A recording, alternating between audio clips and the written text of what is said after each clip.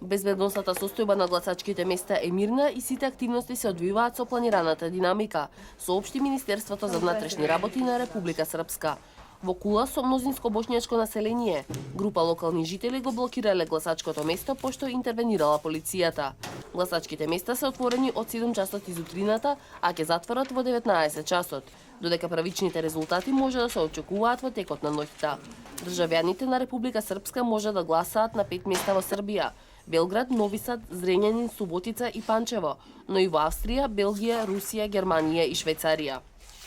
Да едном се отвора тоа питање. Еднаш треба да се отвори прашањето на референдумите. Не мора конечно да се отцепиме, но може да се отвори прашањето дали може или не може да се направи.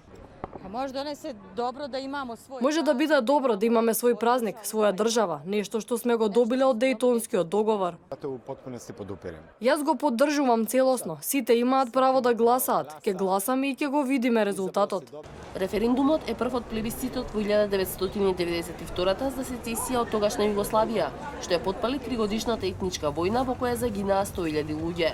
Прашањето изгледа наивно, но го предизвикува Дејтонскиот мировен договор и се заканува на Федерацијата Босна и Херцеговина и може да доведе до тензии меѓу Западот и Русија. Поранешниот лидер на босанската армија Сефер Халиловиќ навести дека може да дојде до воен напад ако се одржи референдумот, спротивно на забраната на Уставниот суд.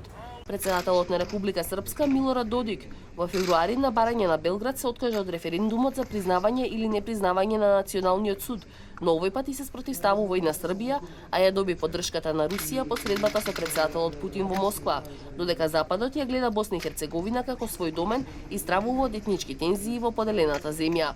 Додик честопати ги користел жешките национални прашања за политички поени, а референдумот се случува непосредно пред локалните избори на 2 октомври. Ситуацијата ги потсети жителите на ранните 90-ти години од минатиот век и дел од нив ги обвинуваат политичарите и велат дека сакаат мир.